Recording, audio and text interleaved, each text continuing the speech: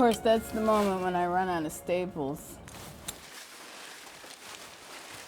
Schlepping is a part of my practice. Like, you have to move things for a good couple hours if you even think you're gonna do anything. If I see something and I have a physical response to that thing, then I will pick it up and I will keep it because I know that it needs to become something. What it is, I don't know yet. I won't know until it's time for it to be that thing.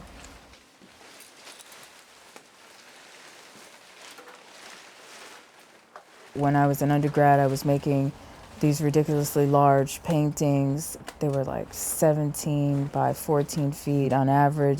And I was having basic problems with composition, but I would just make something bigger instead of actually addressing the problem. Someone said to me once, "Why are you even doing this on a rectangle?"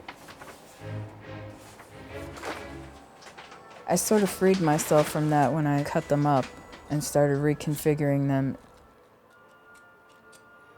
Constructing a space and telling a story became more interesting to me than what the actual object was.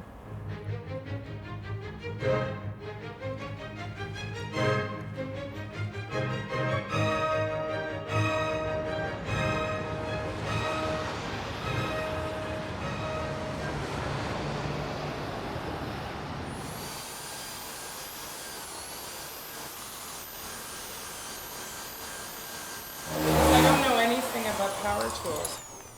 Just stick it in. And then you just turn it. See, completely difficult.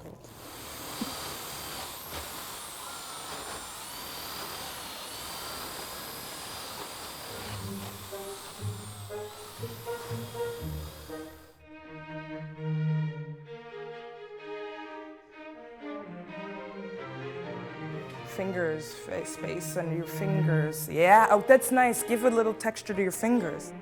In the play, it happens in two spaces. It happens in Ghana in 1961, a woman sitting at her desk reading the diaries of Beethoven. And then it swipes to Vienna in 1808 and Beethoven sitting at his piano. And they start to have these, what I call heart conversations. You can't read the play and look for linear logic in it. There's all these recurring themes that keep showing up in Adrienne Kennedy's plays that also keep showing up in Abigail's work. Their work has a lot to do with looking inside an emotional space.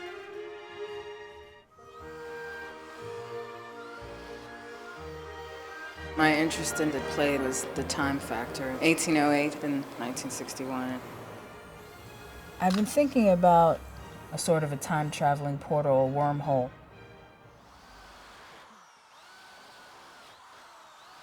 A wormhole is part of Einstein's idea of relativity.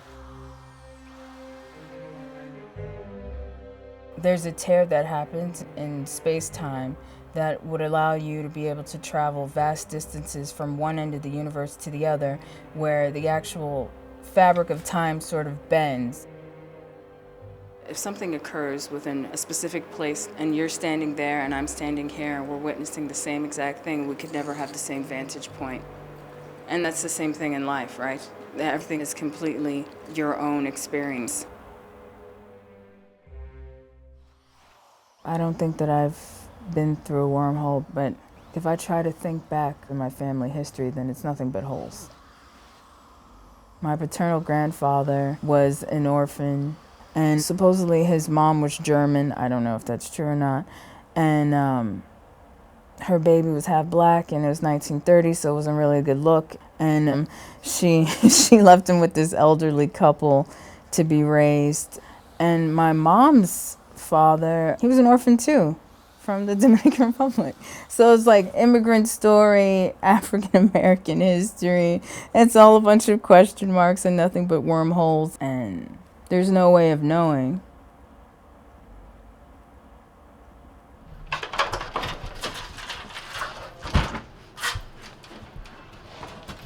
This is very safe. See how secure this is? And could I get any farther away from the box?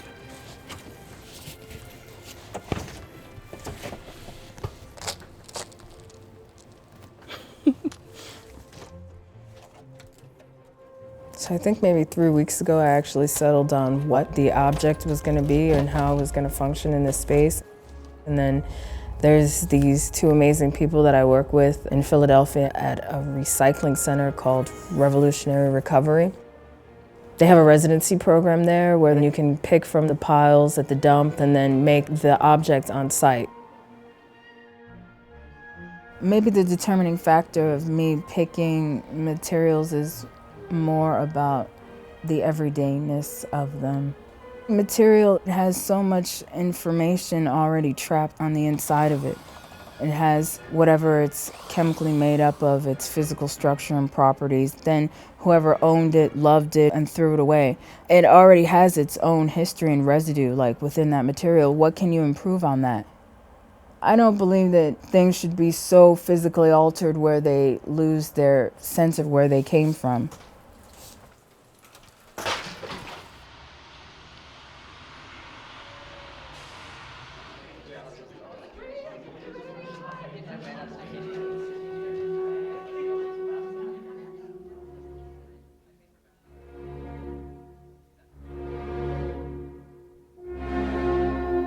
Is it true that David made drawings of your surgery as he sat by your side so you wouldn't be frightened? Ah, que c'est romantique. And do you believe he vanished to protect you? Oui. I love to see it performed over and over again because it was the first time that I saw choreographed movement through something that I made. So it kind of just shocked me. It was like this magical moment when Paul comes through the hole. I was just like, wow, I can't believe it. I can't believe it. You would never see somebody like sticking half of their body out of this sculpture if it was like in a gallery.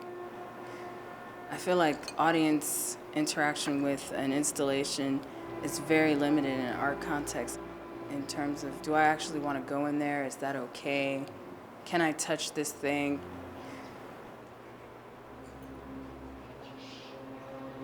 I think the way that people being forced to interact with the sculpture for a half an hour really opened my eyes to the possibilities. And you can hold an audience captive.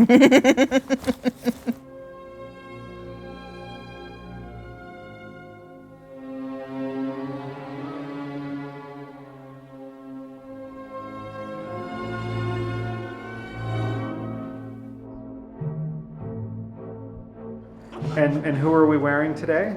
We're wearing me. It's a little eBay, a little South Bronx discount store. This is my new edition. The new editions, yes. And my shoes. I got these at the airport trying to switch Which a flight. airport? That's amazing. Did you paint them? No, they came like this. Isn't that nice? I was like, this actually has to come home with me.